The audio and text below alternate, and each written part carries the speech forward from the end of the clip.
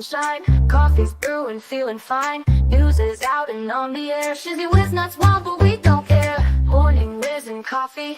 Talk the news, he's a tease. Laugh it off, we're on the go. Shizzy Whiz nuts, start the show. Let's go.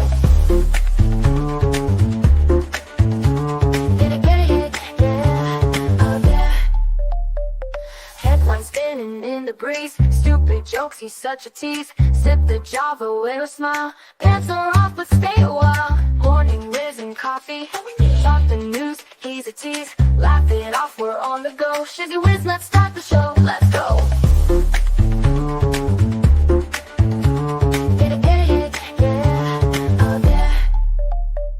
Headlines spinning in the breeze, stupid jokes, he's such a tease. Sip the Java, wear a smile, pants are off but stay a while. Morning Whiz and Coffee, talk the news, he's a tease. Laugh it off, we're on the go. Shizzy Whiz, let's start the show, let's go.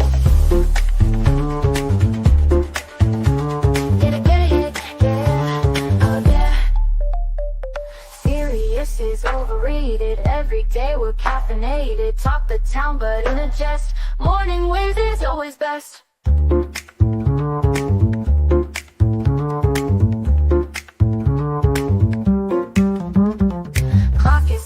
Time to run, morning show's a load of fun. Grab your mug, don't spill a drop. Laugh your ass off till you pop.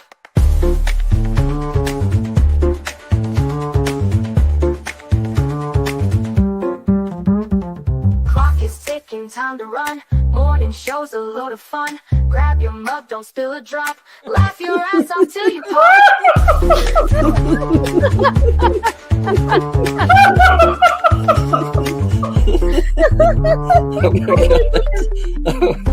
Oh my god, Shizzy breaks Larry. Shizzy broke Larry.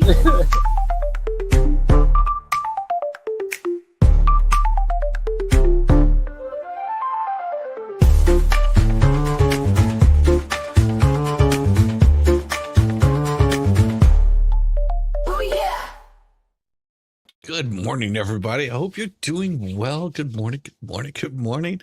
Hey, Tracy, how you doing? Rosilla? I saw this whenever I was looking at this. A guy in Vancouver was heard crying for help, according to the Forestry Service. It was worse than that. He was singing Nickelback at the top of his lungs. The ranger suggested he get singing lessons to better music or sing along to a better song.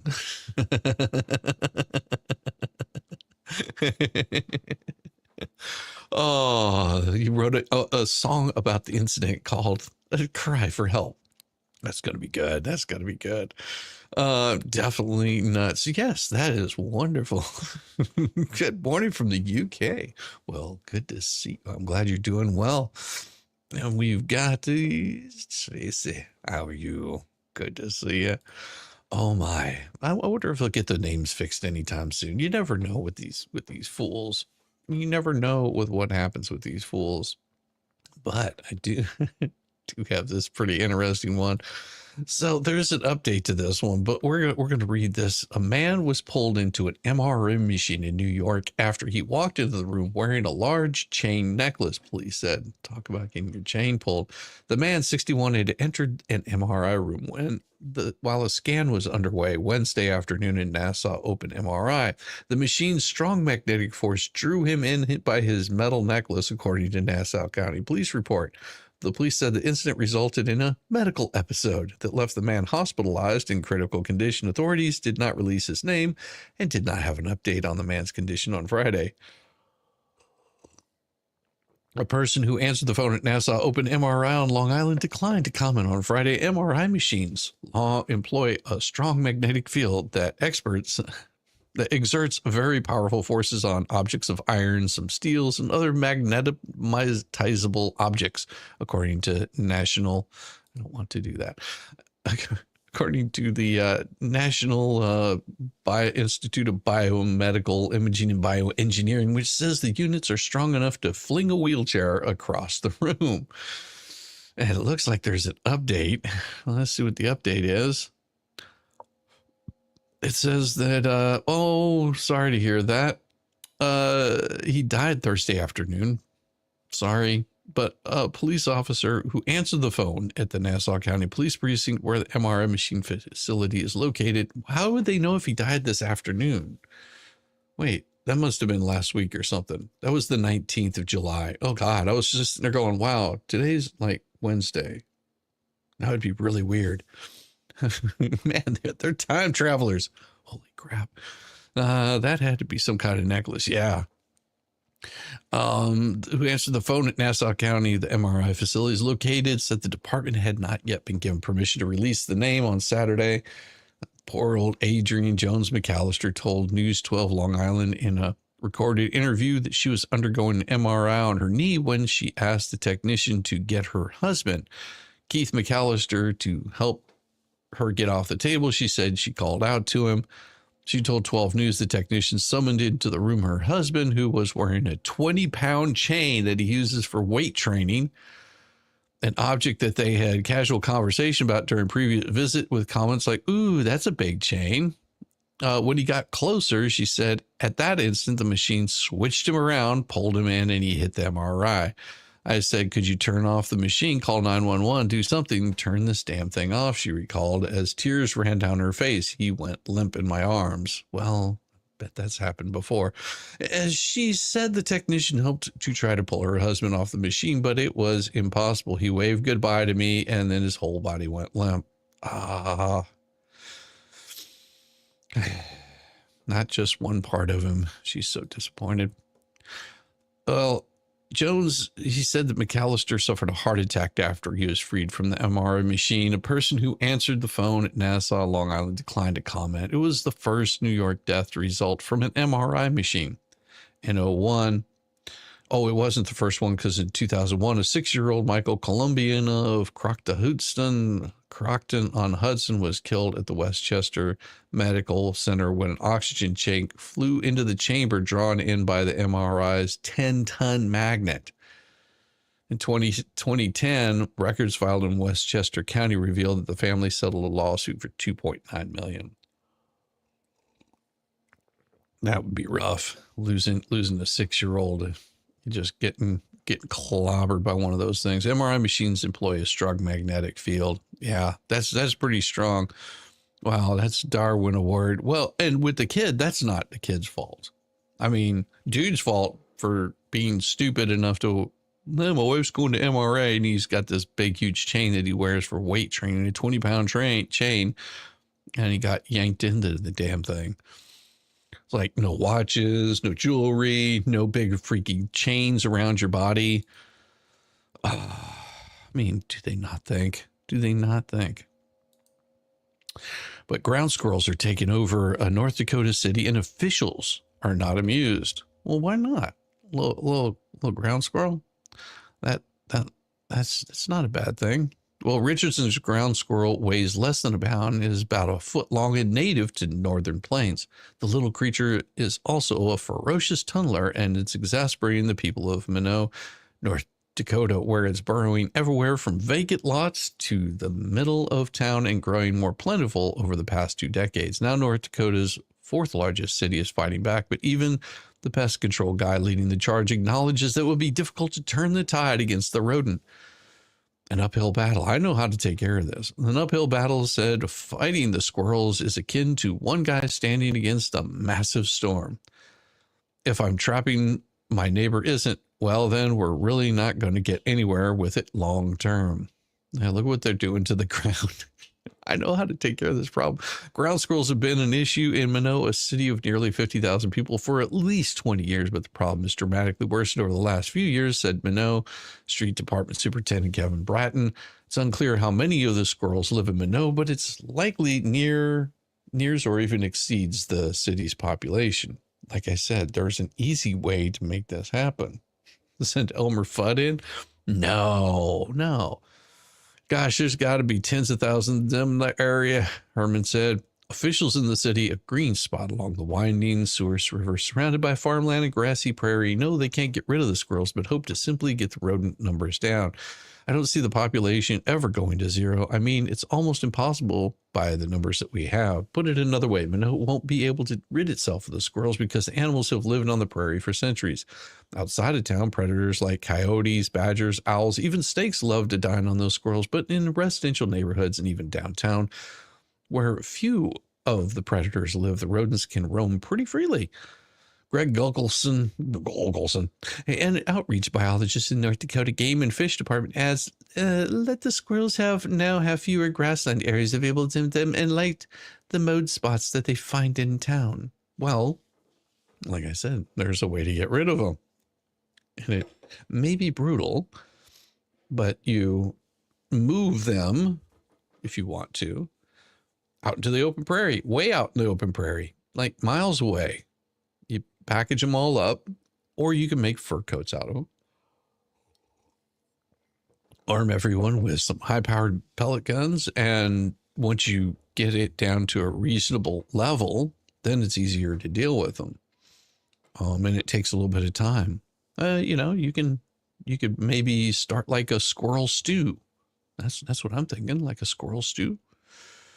Wouldn't that be like fricassee of squirrel? They tried years ago, but they killed off other animals. There's lots of nuts there. That's probably right. They tried years ago, but they killed off other animals. Well, did they try, just simple, high-powered pellet guns? Good morning. I have a note for my tardiness. Dog shut my alarm off. Mine was as I was having to brew some coffee up. It wasn't quite done. Learn taxidermy. I mean, I don't know. Maybe turn them into like jack of squirrels or something like that. Or what is that? Squirrelopes. Give them some cute little horns. And say, the evil beast, you got to give them with, their like front teeth just protruding, just, something to scare children with or something. Heavy rains could help that out. And well, no land is safe. Typically you give birth to litters of about 6 babies a year. So it's easy to see how their numbers can quickly soar. Herman said he kills 3,500 to 5,000 of them a year, primarily by putting snares and carbon monoxide into the holes and using an air rifle. See, that's easy. I've had calls downtown, calls in the mall, along the highways, here at the airport, really every part of the city. I've done trapping for ground squirrels here in Minot. Herman said he checked his traps along an apartment building and shoveled dirt over holes. Herman says they damage driveways, sidewalks, lawns, creating trip hazards with their holes and can harbor disease from fleas. Along with the apartment building, the squirrels had dug under the concrete slab and against the foundation nearby in a vacant lot. A rodent popped in and out of holes. Ground squirrels near Panashin's grandson's ground-level apartment dig holes near her door and eat her plants. One squirrel even got around her baby gate at the door and into her daughter's clothes in her bedroom. Yeah, good luck. This is how it goes. But you just sounds like good work. You could get some money right there. It was a little scary. You don't know what diseases they carry. They're dirty. I have a young daughter. I didn't know if it was going to bite her. This poor little squirrel. North of town, Minot Air Force Base, which houses bombers and intercontinental ballistic missiles, has fought the ground squirrels for years. Earlier this month, the base said it trapped more than 800 dak rats, a base name for the rodents. Base officials declined to comment on the squirrels. Jared Evans, facility director for the Minot Public Schools, which has 3 schools on the base, said residential areas at the base and runways are overrun by ground squirrels. He called it a continuous battle for them the last 75 years since the base has been there. I'm not going to exaggerate. They're by the millions out there. I'm just saying we drop a little bomb on them and that stuff go away. In town, 3 school properties have large populations of ground squirrels. He said last year the school system began using snares, and for years before that had used poison. It's something you have to keep up with, is Mother Nature, Edwards said, adding they've probably been in the area since homesteaders came through. Still, not everyone sees the squirrels as the pest. Some find the critters cute and fuzzy. Herman said people have sabotaged, stolen, or thrown out his traps. They occasionally confront him when he shoots at ground squirrels with an air rifle, scolding him for hurting the wildlife.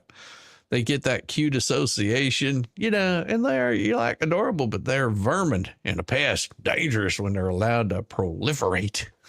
That's a big word for me. Street rats.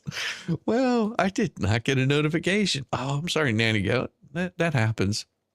Yes, it is. Tracy waiting on test results. And squirrels are not just rat. Squirrels are just rats with good PR. Rush Limbaugh, maybe. That's all it is. Oh, I love this stuff. I love this. This is hilarious. Well, and it looks like there's been a ruling. Now, you ask about these kinds of rulings. What is it? Well, chicken wing advertisers advertised as boneless can have bones. Ohio Supreme Court decides. Okay. Well, consumers cannot expect boneless chicken wings to actually be free of bones. A divided Ohio Supreme Court ruled Thursday, rejecting claims by a restaurant patron who suffered serious medical complications from getting a bone stuck in his throat. So if you're sucking down a boneless wing, just know there might still be a bone there. Good morning, Nanny Goat. Good morning. Hugs and hugs. Maybe it was that pesky squirrel who ate it. Well, Mike Birkenheimer, he was dining with his wife and his friends at a wing joint in Hamilton, Ohio, and he had ordered the usual, some boneless wings with Parmesan garlic sauce. Then he felt a bite-sized piece of meat go down the wrong way. Well, 3 days later, feverish and unable to keep food down, Birkenheimer went to the emergency room where the doctor discovered a long, thin bone that had torn his esophagus and caused an infection. Okay. I'm calling bullshit. Just saying. I'm calling bullshit. Did you not chew your food? I'm just saying. Because he's saying that he felt a bite-sized piece of meat go down the wrong way. It looks like he's just wanting to sue. He's wanting to sue somebody and may have caused a problem earlier on. Boneless wings, which of course are nuggets of boneless, skinless breast meat, could contain bones. The suit also named supplier and the farm that produced the chicken, claiming all were negligent. How about you for not chewing your food before you eat? Before you swallow it. Did Mama not teach you any manners? How many times? Now, one of you older ones will remember. I don't really think about it because it sort of becomes subconscious. But tell me somebody that's a little bit older than me. There are probably not many, but tell me how many times you're supposed to chew your food before you swallow. Was it like 10 times or something like that? Hey, Debbie. I mean, it's pretty simple. Morning, Kern. Captain Kern. Morning, y'all. Good to see you, brother. Now, in a 4-3 ruling, the Supreme Court said Thursday that boneless wings refers to a cooking style and that Birkenheimer should have been on guard against bones since it's common knowledge that chickens have bones. That sounds good to me. The high court sided with lower courts that dismissed his suit. A diner reading boneless wings on a menu would no more believe that the restaurant has warranted the absence of bones in the items than believe that the items were made from chicken wings. Just as a person eating chicken fingers would know that he had not been served fingers. Justice Joseph T. Dieters wrote for the majority. The dissenting justices called Dieters' reasoning utter jabberwocky. Said the jury should have been allowed to decide whether the restaurant was negligent in serving Birkenheimer a piece of chicken that was advertised as boneless. Well, the question must be asked. Does anyone really believe that the parents in the country who feed their young children boneless wings or chicken tenders or chicken nuggets or chicken fingers expect bones to be in chicken? Of course they don't. Justice Michael P. Donnelly wrote in dissent, when they read the words boneless, they think that means without bones, as do all sensible peoples. Well, you can dissent on it all you want to, but I'm just saying, if you chew your food, you don't have to worry about this kind of shite, right? I mean, tell me I'm wrong. Tell me I'm wrong. I would have chewed it, but I ain't got no teeth. That's true. That's true. But you could gum it down. I mean, my grandfather used to eat chicken and steak, and he had no teeth. Like, I mean, whenever I say no teeth, he had like no teeth. They were gone. And he just stared and go, I just gum the hell out of it. That's what he'd say. Well, what do they call you? Really? Wait, did they call it Jabberwocky? Outstanding. Yes, they did. Slow moving giant. I thought, who is this? Never seen this name before. Who? This person? It's me. It ain't Purdy. It ain't Purdy. Oh my gosh. Oh my Lord. Oh Lord, oh Lord. Well, let's move on to another story that you may or may not find interesting, but I will say that this one is pretty interesting here. Fake news NPR and fake nonprofit medical association team up for a pharma propaganda bonanza. Well, the RFK led FDA squarely with its new purview of assessing the safety and efficacy of drugs. In this case, sometimes you have to double check because when they want to put all these new fancy words like efficacy in the case. Selective serotonin reuptake inhibitors, or SSRIs. There we go. SSRIs that are prescribed to millions of American women of childbearing age recently hosted what would seem a very reasonable and productive expert panel on the wisdom of dosing pregnant women with psychotropic drugs.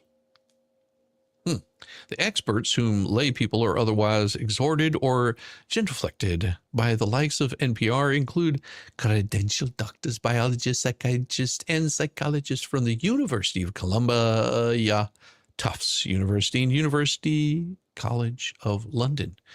In other words, hardly a cabal of anti-vax conspiracy theorists or whatever pejorative that you want to use. And I gotta check something really quick because I don't want to get in trouble here. Okay, it's just not there. I didn't want to hit play and something happened. Never one let reasoned discussion on medical topics with massive tangible implications for patients go underailed. NPR stepped in to admonish the FDA, which in any other context up until January 21st, 2025, its dogma NPR would reflexively parrot for allowing any criticism of pharmaceutical drugs to occur under its auspices. Nearly 1 in 5% women and new moms in this country suffer from anxiety and depression. 6.8% of pregnant women are prescribed a group of antidepressants called SSRIs. But in a recent expert panel organized by U.S. Food and Drug Administration cast doubt on the safety of SSRIs, even though these drugs are largely considered safe by healthcare providers. Now, I'm just reporting on this. I'm not spreading out information or disinformation, just reporting on this. I don't know anything. I'm not a doctor, so don't take my medical advice because I don't have any. These comments have sparked a swath of criticism from a number of prominent medical societies. Untreated or undertreated depression during pregnancy carries health risks such as suicide, pre-birth, preeclampsia, and low birth weight. The Society for Maternal Fetal Medicine wrote in a statement last month. That is, of course, a common tactic employed by propaganda machines like NPR. Push pharmaceutical talking points, but so as to not be obvious, launder them through one of the many nonprofit professional medical associations that pose as do-gooders in white coats, giving American people the straight dope. Well, via the Society for Maternal Fetal Medicine, depression is a recognized medical condition during intervention and treatment. Pregnancy can worsen existing health problems, including psychiatric disorders such as depression and anxiety. Untreated and undertreated depression during pregnancy carries health risks such as suicide, preterm birth, low birth weight. Unfortunately, misinformation about depression and its treatment creates confusion and doubt among patients and the public, leading unnecessary barriers to care. As with all medications during pregnancy, the potential risks of antidepressants should be weighed against the benefit of maternal and fetal health. Available data exists data consistently shows that SSRI used during pregnancy is not associated with congenital anomalies, fetal growth problems, long-term development problems. Evidence also shows that depression during pregnancy is the strongest predictor of postpartum depression, and discontinuing antidepressants is association with the relapse of major depression.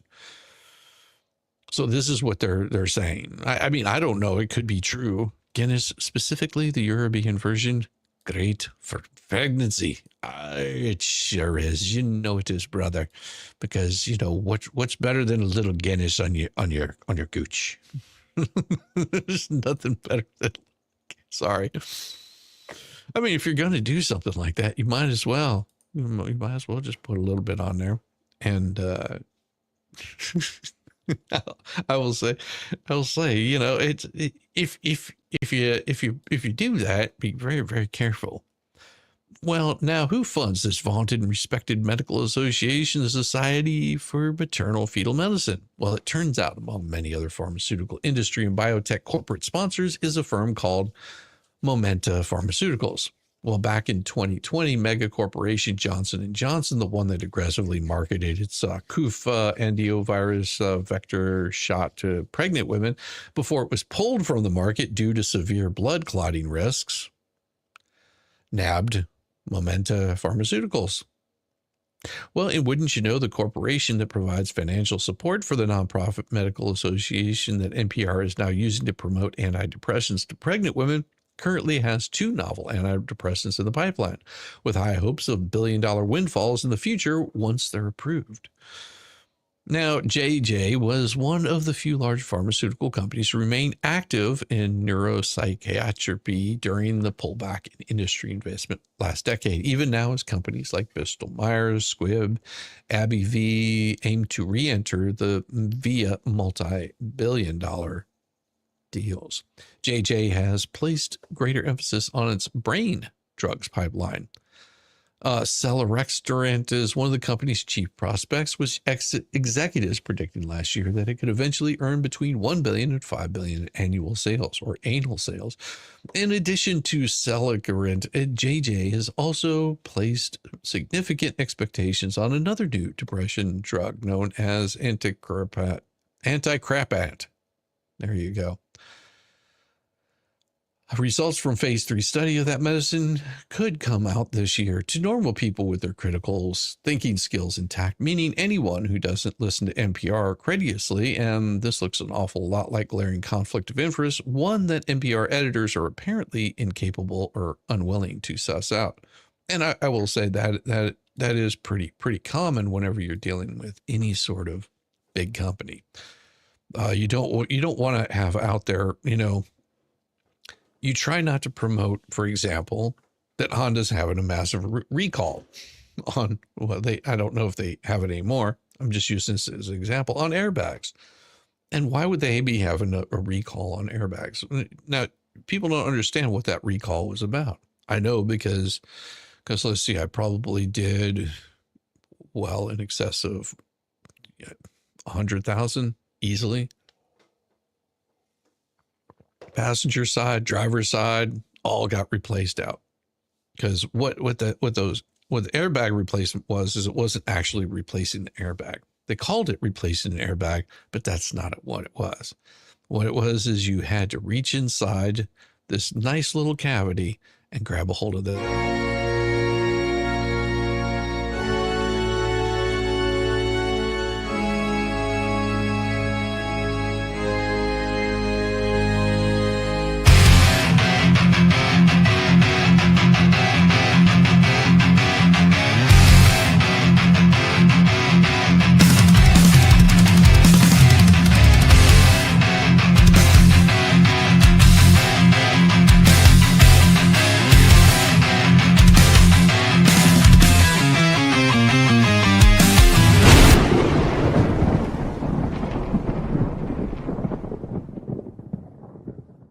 Whenever you join me, brother. I have scientific evidence to back up the Guinness thing. So, Diva had planned this trip to go to Ireland with her best friend. All right. Uh-huh. So they already had it planned out. Well, lo and behold, what she didn't expect is for me to knock her up.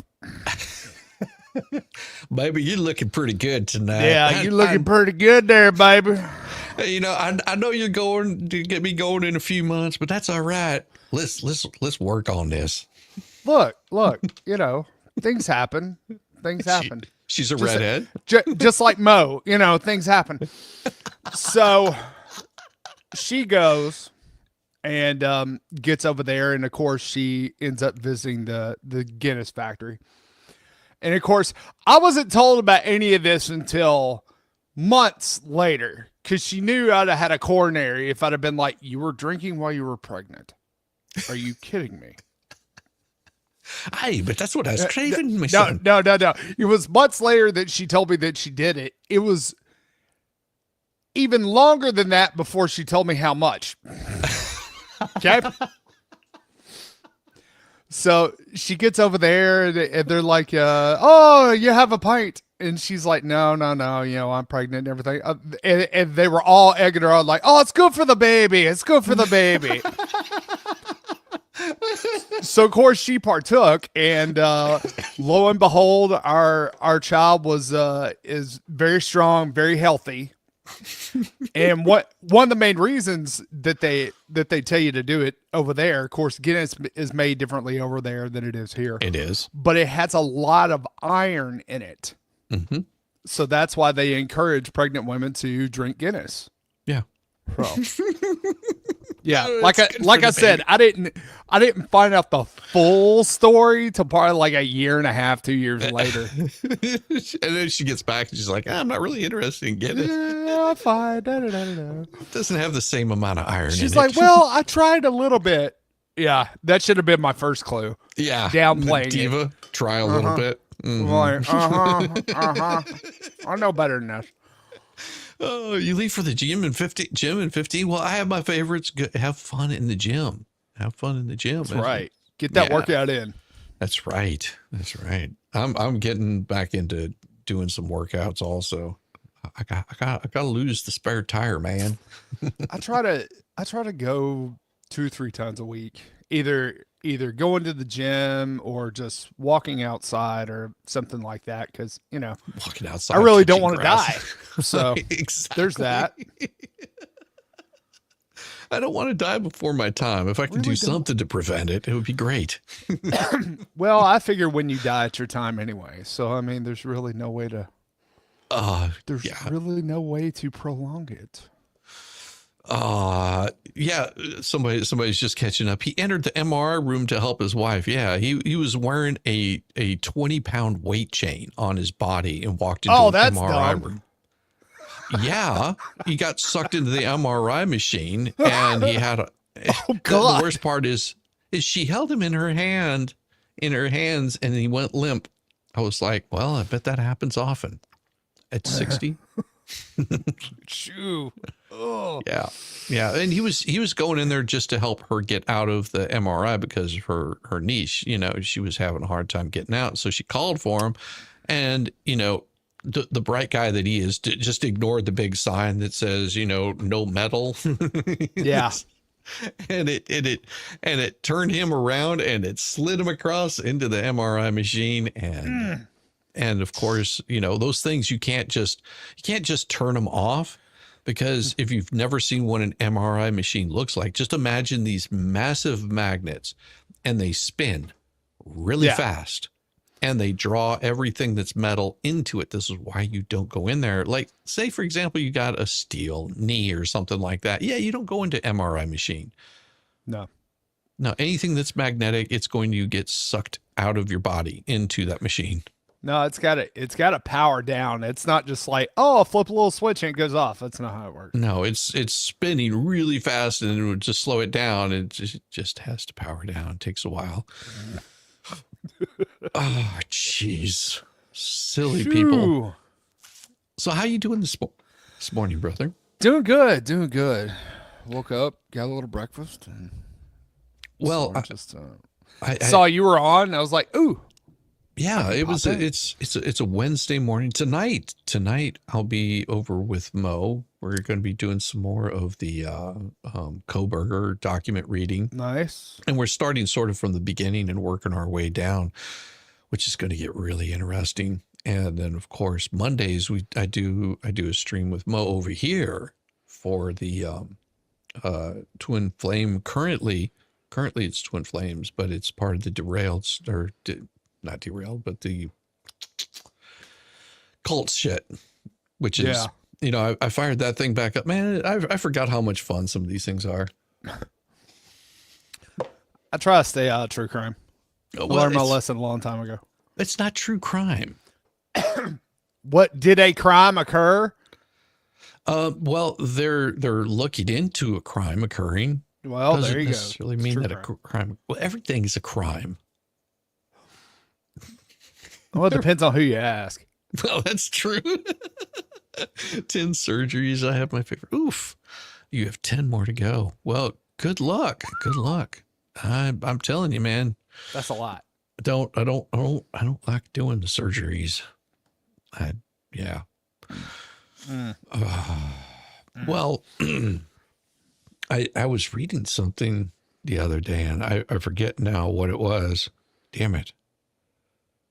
I was going to mention it to you, and now I forgot all about what it was. Oh, wait, you can read? I came up with, I'll tell you after the stream.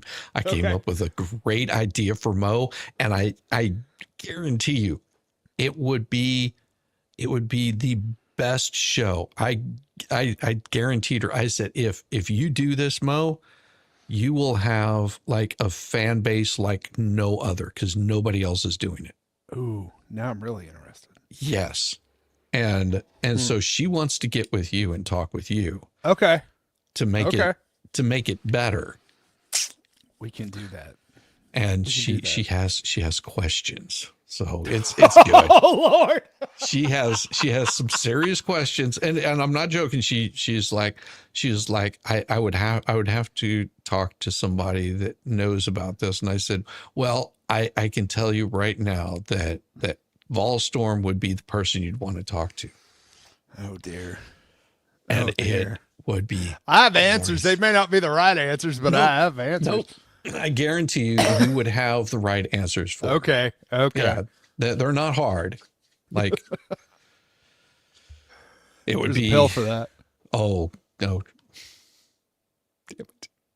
That's bad. That's bad. Well, it might be hard. It might be hard. It's not my fault. It's not my fault that they'd be hard. Oh my God. Oh, that's what it was. This was the story that I read here. It says, former Miami Heat security employee charged for selling stolen memorabilia. A former employee of the Miami Heat made his initial appearance in federal court today on a one-count information charging him with transporting and transferring stolen goods in interstate commerce. Oops. According to the charging document, Marcus Thomas Perez, 62, of Miami, is accused of stealing millions of dollars worth of Miami Heat game-worn jerseys and other valuable memorabilia, which he later sold to online brokers. He was a retired veteran of the City of Miami Police Department and was employed as a security officer with the Miami Heat from 16 to 21 and later worked as an NBA security employee from 22 to 25. During his tenure, Perez worked on the game day security detail at the Keisha Center, where he was among a limited number of trusted individuals with access to a secured equipment room. This equipment room stored hundreds of game-worn jerseys and other memorabilia that the organization intended to display in future Miami Heat Museum. During his employment, yeah. So it wasn't even like he took, game-worn jerseys, because, I mean, they replace those things all the time. Right. They were actually going to put those on display, and he stole that. Oh, dear Lord. And during his employment, Perez accessed the equipment room multiple times to steal over 400 game-worn jerseys and other items, which he then sold to various online marketplaces. Over a 3-year period, Perez sold over 100 stolen items for approximately $2 million and shipped them across state lines, often prices well below their market value. As an example, Perez sold a game-worn LeBron James Miami Heat NBA Finals jersey for approximately $100,000. Oh, wow. That same jersey later sold at a Sotheby's auction for $3.7 million. Yeah, later, but at the time it may have been the proper value. Well, no, it might have not been. But see, here's the trick. And I'm sorry, that's not a good way of putting it. If you sell it way below market value, you're not going to raise, somebody's like ire. They're not going to notice it as quickly. It's going to become very recognizable if you're selling it for 3.7 million, because they're going to want to verify and they're going to want to see, where did this come from? But you can sell it to somebody, for say, listen, I got this game worn jersey. It's going to be worth a whole lot more than it is, but because I'm getting it nefariously, I got to keep my name out of it. But they'll track that shit back to you. Oh yeah. I Obviously. Say, what people don't understand, whenever you're doing shady shit, that stuff gets tracked. Like it doesn't matter. Don't say. It doesn't matter what you do. That stuff gets tracked. I mean, let's use an example. For example, you create a fundraiser, and that fundraiser is supposed to go to one particular thing. Yeah. And it doesn't. And then that place where it was supposed to go, they file for bankruptcy. And it's a really strange outcome of this because then, whenever they're sitting there going, well, we know about this fundraiser that happened. Guess what? They will come a knocking, and you should panic. Yeah. Of course, it depends on where they're getting the money from and how gullible the people are. Oh, people are not that gullible. They would never give money like that. Oh, okay. No, people are not stupid. Hypothetically, in Minecraft. Exactly. So if you try pulling some shady shit, just know that you will get caught. Shady shit always gets caught. Eventually. You're not that smart. I'm just saying, you're not that smart. It's like these people that go, oh man, you could Bitcoin, you can't track that. No, that's what it is. Bitcoin is completely trackable. Like every single Bitcoin, what they call stats, every single one of them are tracked. Yeah. They know, because that's what Bitcoin was created as. It's basically like a ledger of Bitcoin. And it goes across everywhere. It's connected to every single aspect of that. So say, for example, if someone transferred, 100,000 Bitcoin to me, there would be a wallet with an address. Now, they may not know who gets it until I open up that wallet, and then they can figure out where it came from, all that it's been through. Well, if you think about what Bitcoin is the value of information that has been mined. All right. Mm-hmm. So anything that is computer related, internet related, it's all traceable. The only thing it's not traceable is cash. So therefore, yeah, you think you're anonymous, you're not. It can be found. Well, and cash can be traceable if you put it into a bank account or you transfer it across or over the interwebs. All of that is traceable. If you sent me $100 to my bank account, or sent me $100 through Cash App, or $100 through PayPal, all of that could be tracked. Well, yeah, because it's electronic. Right. But I guarantee you that $10 bill that came out of that Barfly's bra down at the honky tonk, I guarantee you can't trace that. I bet you can. I bet you I can figure exactly where it came from. Smells like desperation and funk. That came down from the honky tonk, didn't it? Smells like rotten cigarettes and even a rotten cooch. Smells a little bit like dog. I wonder where that dog was been. Poor dog. United States Attorney Hayden P. O'Brien from the Southern District of Florida, Special Agent in Charge Brett D. Skiles of the Miami Field Office made the announcement FBI Miami is investigating the case. Miami Police Department provided invaluable assistance and assisted United States Attorney Robert Moore in prosecuting the case. Yeah, money can always be found. Always. Yes. But did you know, from vaudeville to YouTube, late night is dying because that's how entertainment industry works? Well, yeah. Did they actually think that was going to be sustainable with, the fact that everybody can stream, you can, cable first of all, but now you can stream, and because who watches network TV anymore?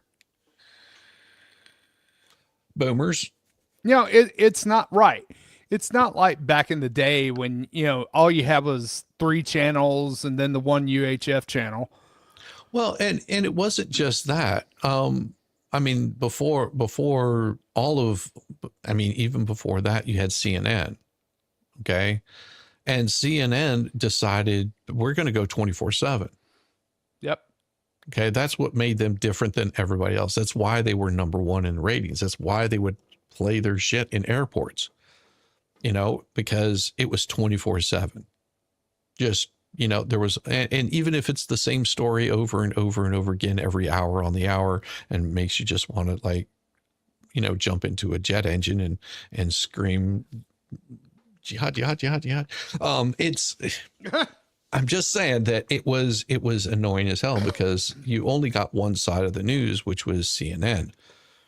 And they sort of cornered that market, and then everybody else sort of followed behind. You remember the, what do they call it? They call it chyrons, and it looks a lot like this.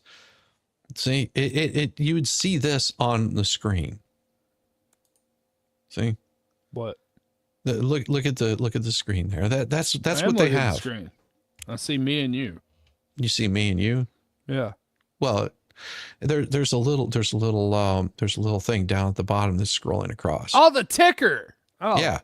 Well, they added those to CNN, like to CNN, to NBC, to ABC, to CBS, Fox News, every single one of them, and they would have that fucking ticker rolling across the damn bottom all the time. You know how annoying that shit. And I just want to say, as someone that likes to get their news sort of unfiltered, just tell me what's going on. I don't need an outcome on it.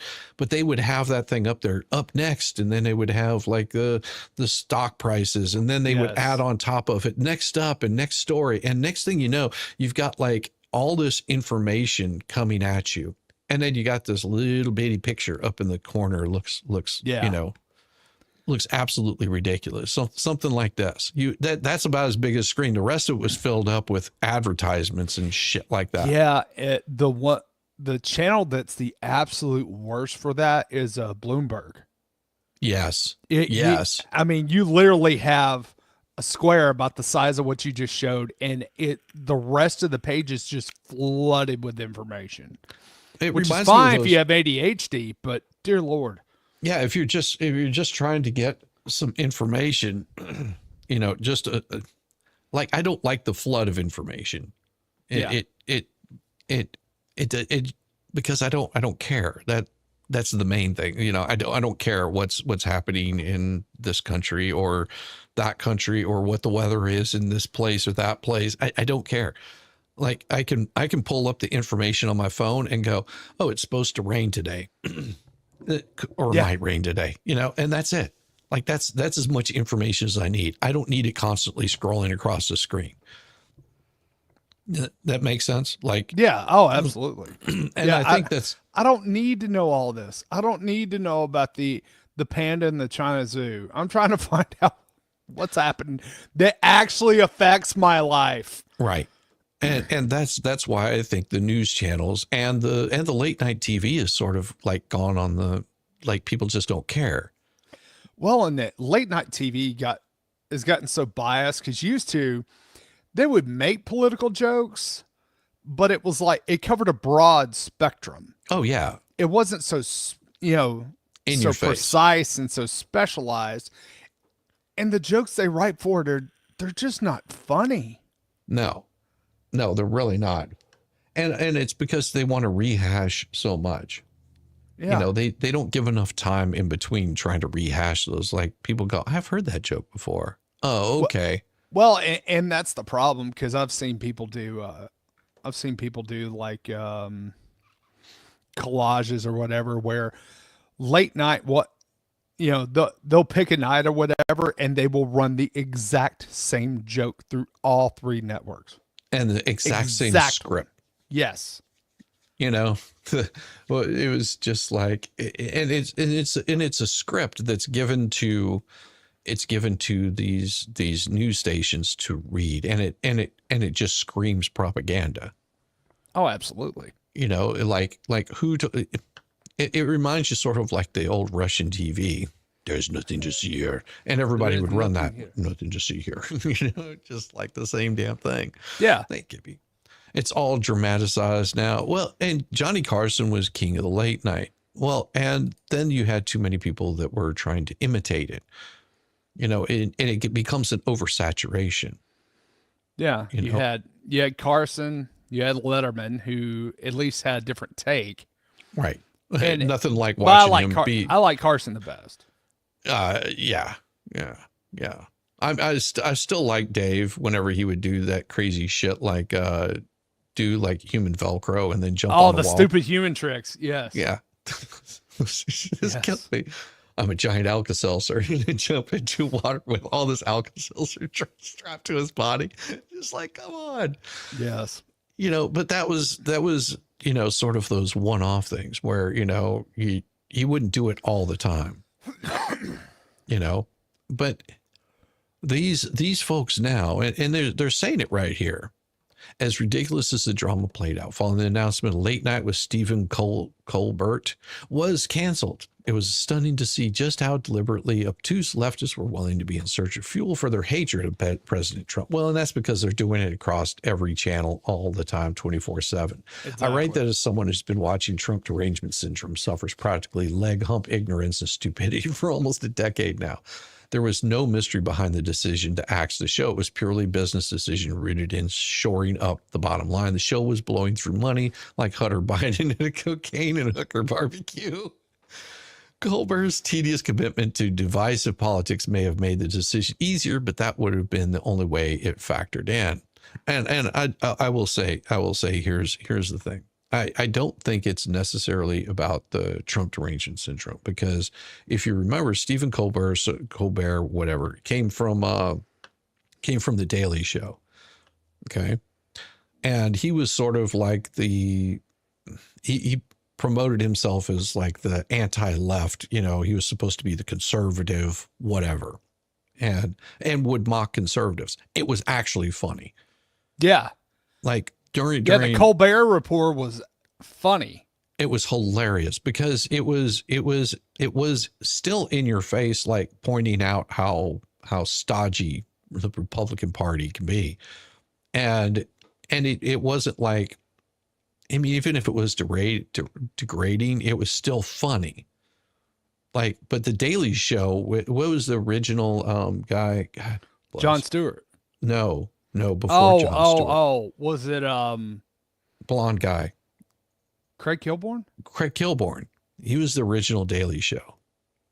Yeah. Craig Kilborn, I would watch that because it was so damn funny. I mean, he was just, he had that face that was just sort of like, you know, you just had to laugh. And he was fun. He was funny. And then of course they got Jon Stewart in there, and Jon Stewart I just didn't really care for. I like Jon Stewart. I think Jon Stewart is funny. I think he is too. When he gets overly political, he's a total a-hole. Yes. But I think he is funny. I thought Colbert's show was funny, even though he was making fun of conservatives. I still thought the show was funny. That part of it was good.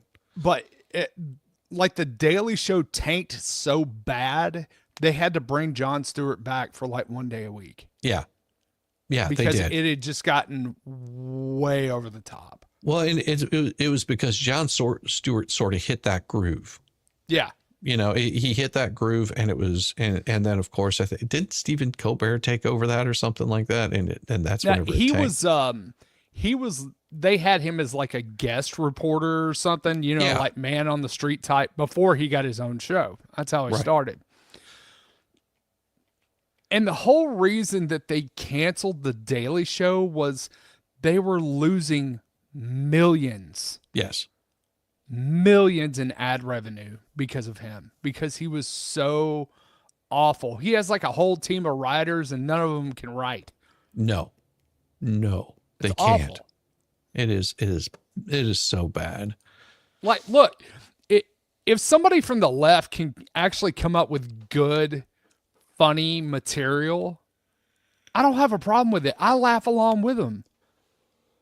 But when Yeah. you're so biased and it's not funny, Yeah. what do you expect? Well, and that a lot of that does have to do with writers. It does. If these people could write their own jokes, they continue on, but they can't. So they have to bring people in, and they constantly going through writers because it's just like, oh, that wasn't funny. But they also should be able to read it and see if it is funny. And that's why, Saturday Night Live, now it's called SNL or even if Yeah. it exists, I don't know, because I haven't watched it in decades. because it hasn't been funny in decades, because whenever you first had it, you had people that were doing stuff that might have been political, but it was a little bit under the radar, and they would put these skits together, they would practice them, and then boom, off they would go. And Wow. a lot of it was just, something popped into their head because it was performed by comedians. So they could take something that maybe wasn't funny and work it in and make it funny. And then you had a rotation of writers that started coming in and taking over those shows that were originally there. Like the Smalley or something like that. Al Franken? Al Franken was a writer. Yeah. And then he actually had some pretty good shit that he did on SNL. Then you had, and it was sort of like this rotation in and out of people coming in. They had good guests. They kept it moving. And what was that show? Like altogether, I think they spent an hour doing it. Yeah. I It was mean, an hour. in an hour, and they would just do these short skits.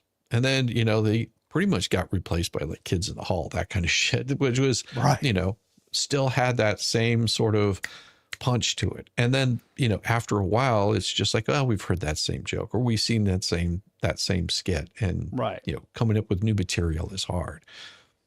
And writers, especially, because they want to rehash the same kind of stuff. Well, it worked for John Belushi. Well, yeah, because John Belushi could pull the shit off.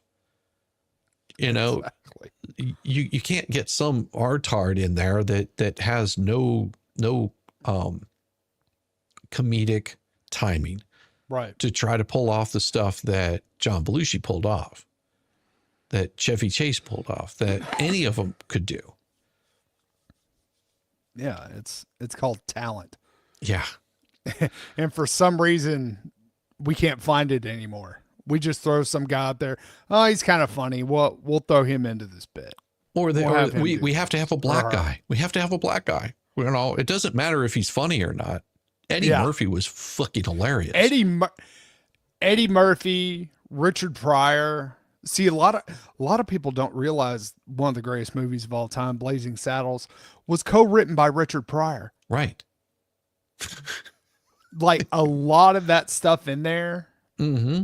was written by Richard Pryor. And I was watching a little documentary on it or whatever, and they were talking about how, they ended up, they were going to have Richard Pryor as the sheriff, and they ended up, the studio's like, no, we can't have him. So they ended up replacing him with a guy who pulled it off great.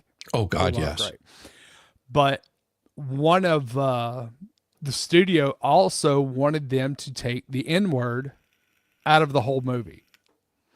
And Richard's like, look, I'll step down and everything, but he told Mel Brooks, I want that to be part of it. That was supposed to be the key component, is, identifying racism. Yes. So Mel Brooks fought for him, and I mean, you got what you got. One of the greatest movies of all time. And, people say, well, you couldn't make that anymore. Yeah, you could. because people are getting sick of the bullshit of that people are putting out there. Yeah. Like nobody goes and watches what was the latest fucking Star Wars bullshit where there's now saying that Jedis come from, 2 women. Oh, yeah. I mean, that show. That was like awful. like you ruined like any interesting part of it. Look, and I'm a big Star Wars nerd. I didn't watch any of that show. Nope. None of it. Nope. And it wasn't because what people were saying about it. It just didn't look entertaining. Right. It wasn't a good story. It didn't fit in with that universe. Right. It just wasn't good. Was my wife and I, we did a watch binge of Star Wars. Like we started out with, was it Phantom Menace? The Yeah. And my wife was like, oh my God, this thing is fucking horrible. I was like, oh yeah. Yeah, the I said, first one was horrible. Don't worry, it gets worse. And it did. It just constantly, each one was worse than the next. And then of course we got to, episode, what is it, 4? 4. And she was like, and she was just like, oh, this isn't as good as I thought it was. Yeah. Which is true because they added a bunch of shit in. George Lucas decided to add a whole bunch of overlays and AI and, it's like that stuff wasn't there before. Right. It's like you've got this town that's in the middle of the fucking desert that's always hot as hell. And there was something about the original shooting of that where it was very desolate looking. There wasn't really a bustling city. You didn't have all of these different creatures walking around through there. Right. Because, well, this is a shithole. Exactly. The whole planet is. How can you have something like this be worthwhile? You're sitting there going, what would drive people to be here? What, to get water? I mean, the water was to keep people alive on the damn planet. That was really it. And they didn't really have a whole lot of anything there. It's like the poorest of the poor, just, water farmers. Well, that was it. The only reason somebody came there was to kind of hide out. Yeah. It's like the old Westerns where the good guy or bad guy or whatever goes to this crappy little desolate town just to be able to hide out. Well, and that's was sort of the feel that you had for it. It was like, and you hit it perfectly. It was like one of those old West towns where the population is really low, and you just sort of pass through. Maybe you're on the run. There's a place you go to fuel up, and then you're on your way. You're gone.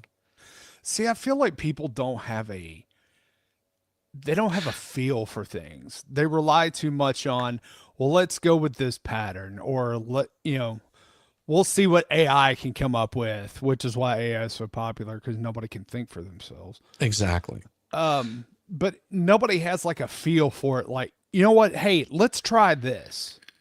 We have to have a safe formula in place.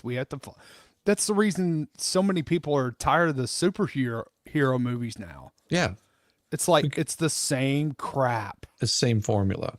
Well, and I'll be interested whenever they release Lobo. That's going to be interesting. Yeah.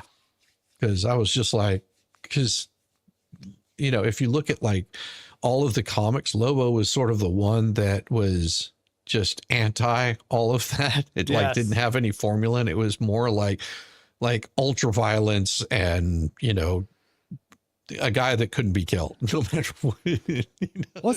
That's the reason so many people love Deadpool. Yeah. Because Deadpool is completely off the script. Exactly. I mean, their last one was shit. See, I liked it. I liked it too, because I like Ryan Reynolds as an actor. Sorry. Yeah. As an actor, he's funny as hell. As a person, that's a different story. Well, that's true of most actors too. Sure. you know, but I'm like, either you don't like him as an actor or you don't like him as a human being. It's one of those two. Well, and can we get away from this? I understand all these actors and athletes or whatever feel like, well, I have a platform so I can talk about politics. Shut up. Yeah, just shut up. Shut up. Are you in this to make money or not? Right. I don't like when I go into my job, I don't feel that that's a platform for me to spew my politics and personal beliefs. I'm there to do a damn job. Yeah. And they're on 20. Anytime that an actor is in front of the camera, they're doing PR for themselves. Right. It's Exactly. simple as that. And they're always in front of a fucking camera. So they're always doing PR for themselves. And if that's the kind of PR you want to do, have at it. How about it? More power to you. You know, but I mean, there's been so many cases where I won't go see a movie because an actor decided to open his mouth. yeah. I'm like, oh, well, you're a crappy human being. I don't want to watch your shit. Oh, and that's sort of, and you would think that they would have learned after the Dixie twats. What, Oh yeah. Yeah. That shut up. You speak to your audience, because your audience are a bunch of, good old boys that love your fucking voice, that you put out some damn good music, but now you've got to say something fucking political. Well, hell, it's like the story you've told about REM. Yeah. REM is very left leaning, but Great fucking music. yeah, but tell them about what they did at the concert They or booed what the them. crowd did. They booed him because they started talking. And this was at the time that Obama was for his first term. They got up there and they're just like, you voting for anybody other than Barack Obama means you're racist or some crap like that. And the crowd, they start talking politics and everybody's like, boo. Yeah, and this is REM. Most of their crowd is left leaning anyway. Mm-hmm. And they didn't want to hear that crap. No, they didn't care. It's like, we came to watch you play. We did not spend however much money it was, $40 or $20. It doesn't matter. We didn't spend our money and pack this fucking stadium to hear you go off about politics. And of course, my wife got all upset. She was just like, don't they realize that that's part of what REM is? They talk about politics. I was like, well, it might have been whenever they were hanging out in Athens in, the 30 watt, 40 watt, whatever. They might have been, talking politics then. You've got a completely different demographic. These are people that come from different walks of life all over the country. And if they want to go back to talking politics, go back to their little fucking coffee house days and talk fucking politics. Yeah, go back to the square in Athens if you want to do that shit. Exactly. The Quader. Is it the Quader? I forget. I don't know what it's called. I just think of it as a town square. Yeah, I think they call it the Quad. But anyhow, but yeah, take it back there and go bitch and moan about it there. Nobody cares. What they want is, what they came here for is they came here for your music, not for the politics. Yeah. You go to see a movie. You don't go to see a movie about the politics unless that's what the movie is about. Look what happened to Metallica whenever Lars opened his mouth about, peer-to-peer file sharing. Pearl Jam was worse. Yeah. Eddie Vedder's a blowhard. Yeah, he is. Yeah, he is. He was a fucking theater rat. What do you expect? Just saying. What was it? I saw somebody spat off one day about all the actors and musicians and stuff. They said these are nothing but the theater nerds trying to tell the rest of us what to do. Exactly. How to think, how to listen. I don't care. I mean, it's like, do your thing, and be happy. And I mean, if like people know that on my morning streams, I'm probably going to be talking about politics, but I'm not going to. I don't care if you're on the left. Any other time. Here's the thing. I would love for all of us to get back to. I think we've already crossed the threshold and it's too late. But I don't mind opinions from the other side. But can you talk to me intelligently? Right. Let's have a logical discussion without you throwing your half-assed opinions that aren't based in anything but what you read off of Twitter. Well, and it's not even that. It's not just about what they don't have any cognizant thought behind it. Like, right. And this is one of the reasons why somebody wanted to go off about why won't you I think it was Bubbles, why won't you have me on your streams? Why? And same way with Volman and Luthman and all those assholes.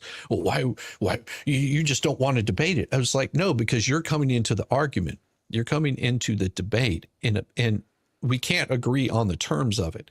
Right. It's like you're sitting there going, okay, we're going to talk about it raining, but we have to agree that rain comes from clouds. It comes from the sky, but they don't want to agree on that simple term. They want to argue things that are irrelevant to it, or talk about, yes, but in the Sahara, it doesn't rain as much. We're not talking about the Sahara. We're talking about rain right here, right now.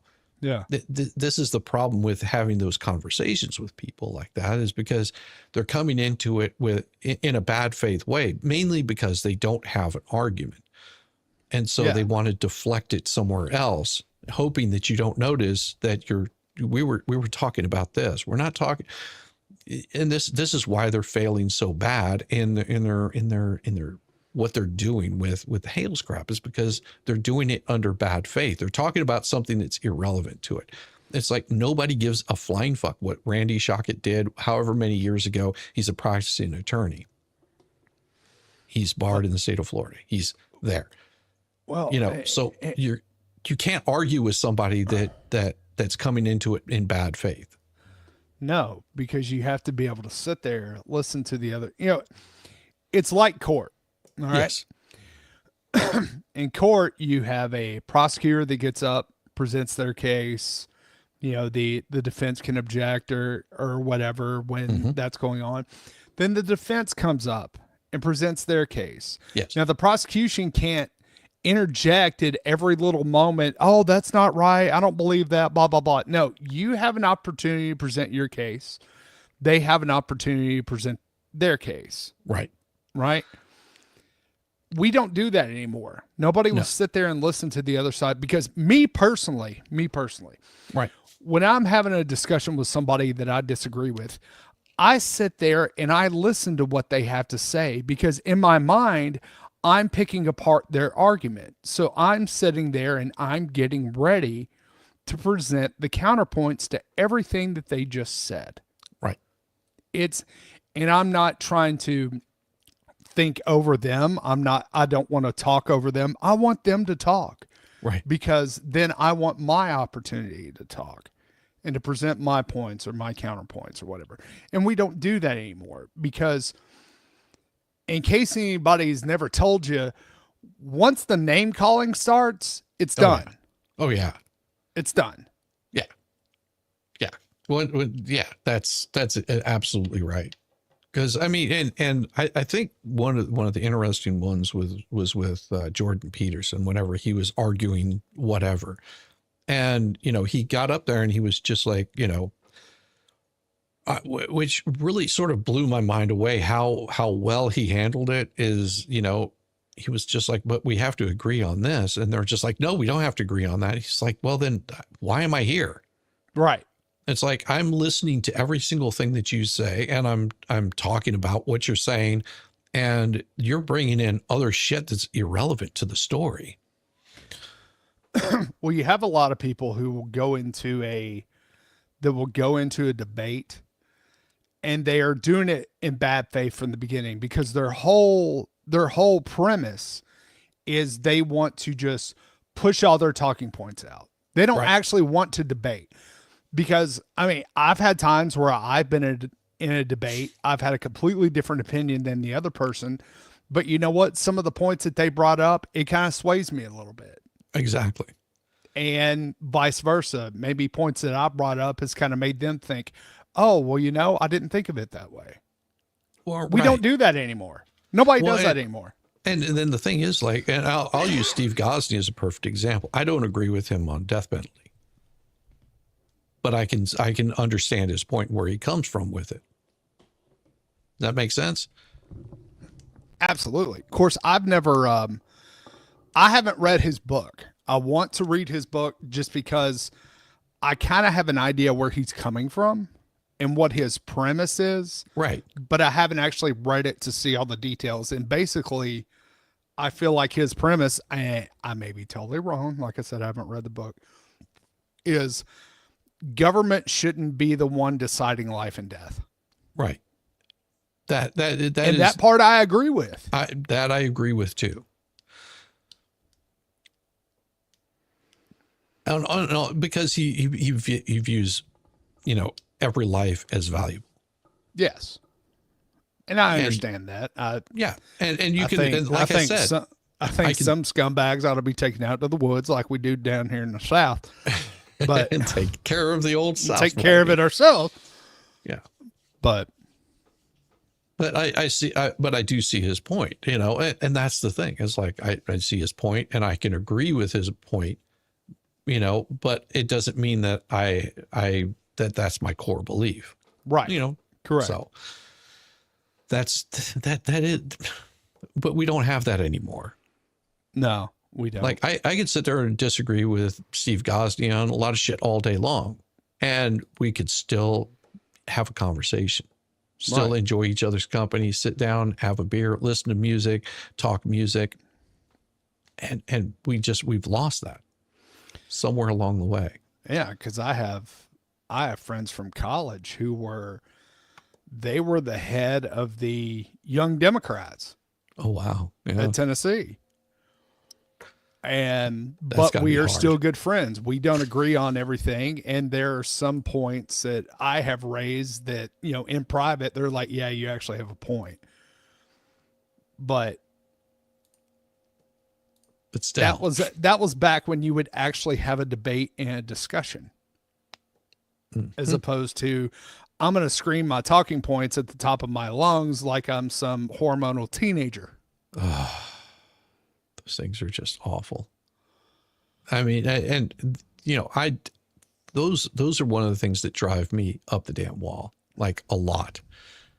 It's like, I just wanted to make sure. I don't want to be, oh, that's late. Wow. What? Oh, I was looking because here in a little bit, I'll probably, like half hour I'm going to be ending. I was like, oh, Mo doesn't start until 11 today, but that's okay. I don't know if anybody's going to be going on at this time of morning. Jesus Louise. Mo's not on now? No. Huh. No, I pulled it up and she's starting at 11. It probably, it is. It's probably because she's getting the kids off to school and crap. Oh, yeah, that's right. School is starting back. Yeah. I mean, you got to get in that right groove. The river never really did run to Anatry, did it, Fallstorm? Do what? The river never really did run to Aintree, did it, Fallstorm? What's that? Oh, that sucks, Joe. Buck has a sick kid. Oh, that's no fun. Hey, Carol Anderson, good to see you. Good morning. Yeah, and I see all kinds of like shenanigan kind of crap. I mean, it's the bad faith arguments, I think, is what really is torn down things. Gone are the days of whenever newscasters actually reported on the news. It didn't matter what their politics were. That sort of never came into it. I mean, usually you could tell. Right. But, you could tell, but at least they did a better job of hiding it. Right. They would say, well, here's, and I'm just using politics, for example. They would say, well, the president is going to speak tonight. This is what he's speaking on. And they would just lay it out. Not, right. Oh, the president's speaking tonight. He slept with 20 different women. Well, and that's the thing, that there's been such a money-making grab in DC over opinions. Right. Oh, we have to bring this person on for their opinion. We have to bring this person on for their opinion. Or we hire people just so we can hear their opinions, not read the news off. Yeah. Just read the news and let me make my own decision. And I think that's one of the downfalls, and the same way with late night TV. That same thing has sort of happened with late night TV. It's just like, I came here to be entertained, and I don't find it entertaining. If I wanted somebody that was going to tell me how to think and feel, well, shit, I would just go talk to Uncle Joe. Right. You know, because it would be the same shit that you're doing. It's, you know how you always made fun of that one relative that would show up to the family dinner and talk politics and everything. Well, now that's all that there is. It's Uncle Joe up on the damn screen telling you what their opinion is. I don't care. I did find Uncle Joe right here. Suddenly a cable broke and up he went with one emotion. Fulfillment. I was on my way. The first casualty, his glasses. They slipped overboard, leading to this radio transmission with his girlfriend. Ron, cut him down. You gotta come down if you can't see. Cut him down. I've got my other glasses. I can see perfectly. Don't worry. You copy, over. I copy. Are you sure you're okay? There's planes up there. We can hear them. Are you okay? I'm okay. I'm going through a thin fog layer. Over. My altitude's 1,500 feet. See marine line right now.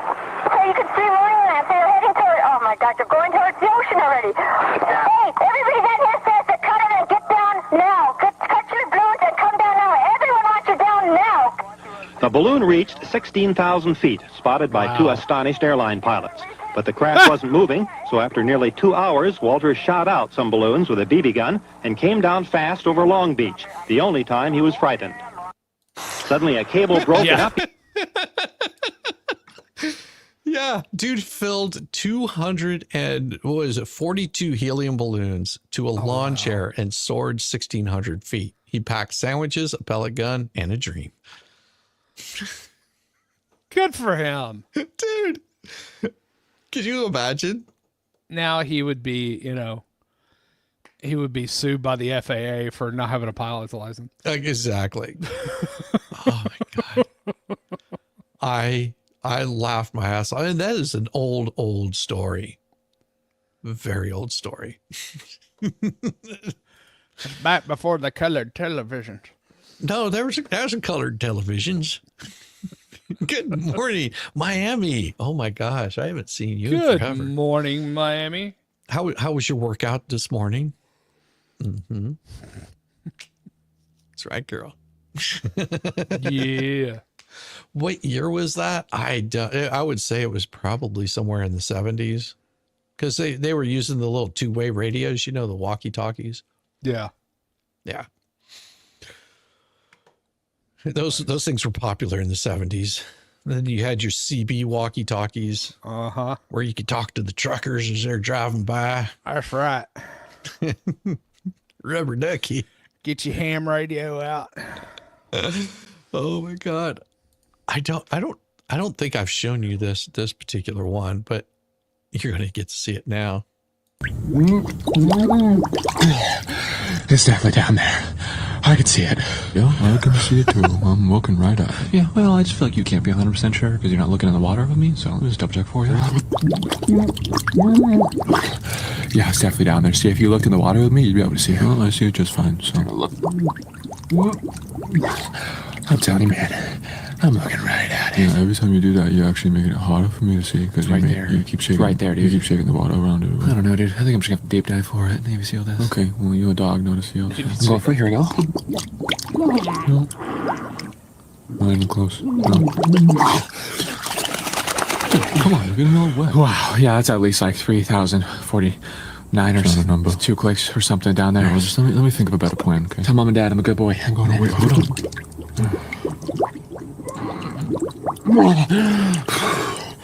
Saw a few sharks. How to get out of there. Definitely no sharks. Dude, come on. I think if we both go down at the same time, we'll be able to get it. Okay, yeah, no, that sounds like a terrible plan, and I'm not gonna do that. Seriously, I had it in my mouth. I was so close. You at no point had that in your mouth. I saw the whole thing. You went So in the close. I had to drop it. There was like 70 sharks. Yeah, there's literally no sharks, so.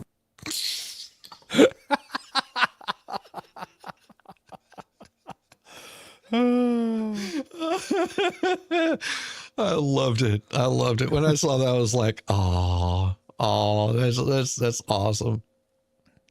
Have you seen the videos with the animals jumping on trampolines? Yes. I was so disappointed last night when I found out it was AI. Yes, I did too.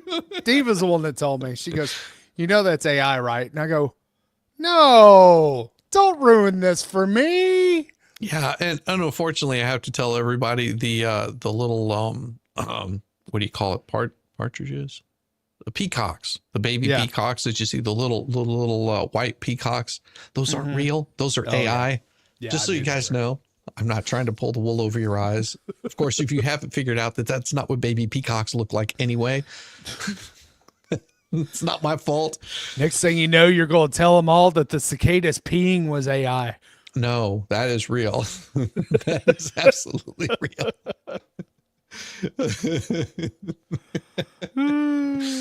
Oh my God. And so we need to bring this kind of stuff back.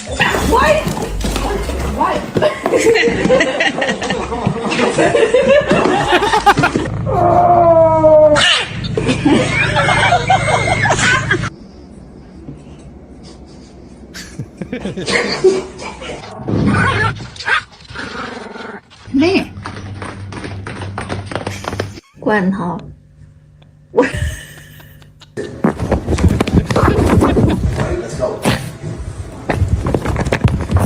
We've got kelp there. No running on the road. That tongue.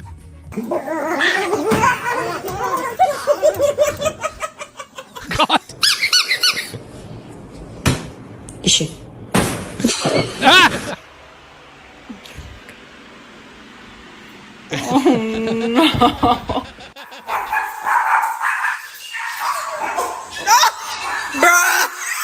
No bite. Drop it. No. Thank you. Can I help you? Ooh. You get it, prettiest.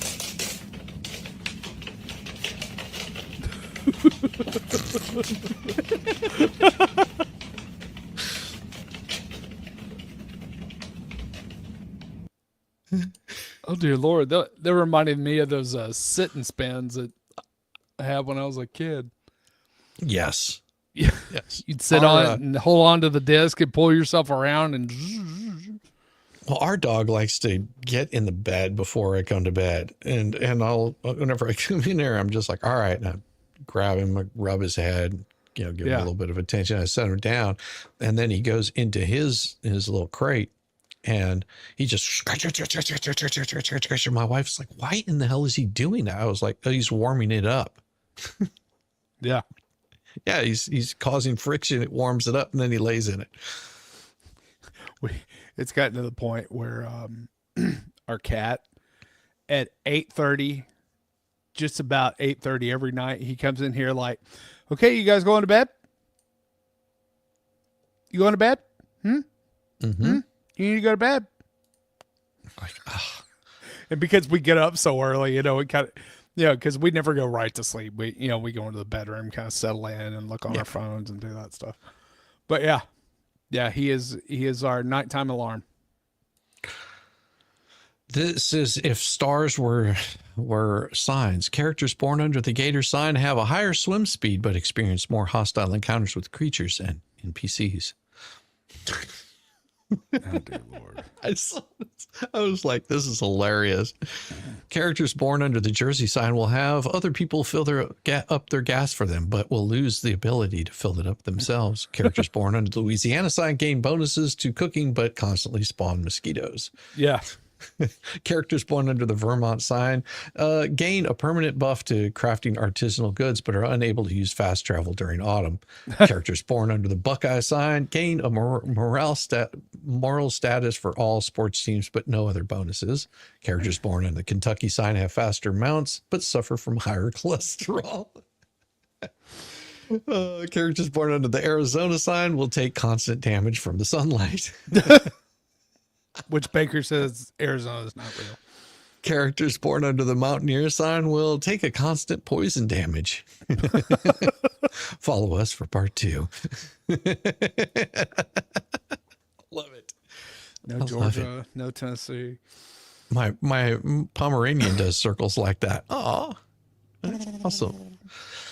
My dog does that too, scratches the bed. Yeah, I figured it out. That's what he's doing. He's just warming it up because I usually chase him out of the warm bed where he's like made a cozy spot for himself. And I'm like, all right, thank you for the warm spot. And he's like, fucker.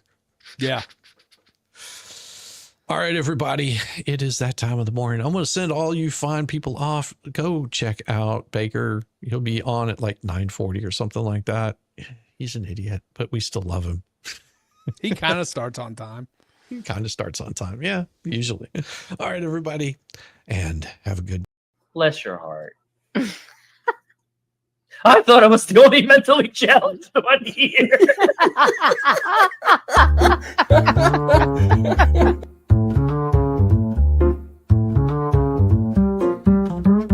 Get it, yeah, oh yeah.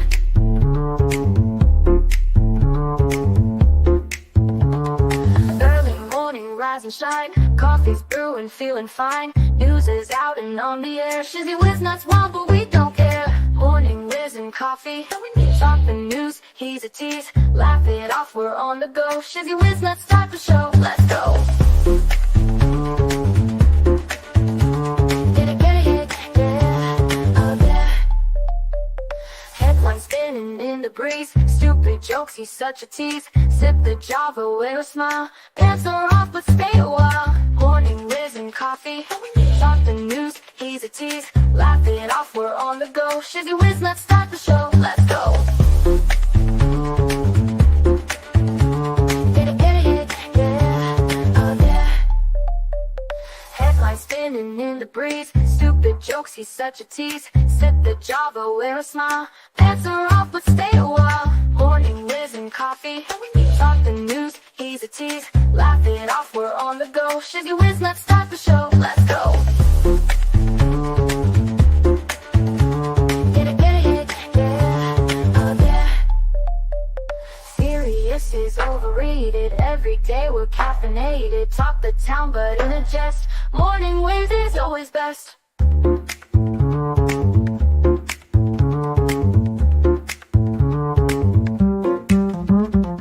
Clock is ticking, time to run. Morning show's a load of fun. Grab your mug, don't spill a drop. Laugh your ass off till you pop.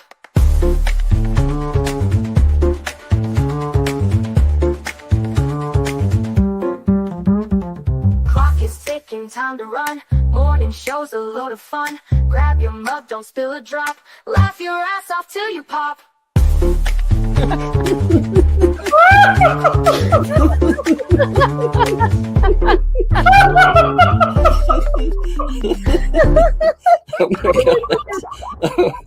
Oh my god, Shizzy breaks Larry. Shizzy broke Larry.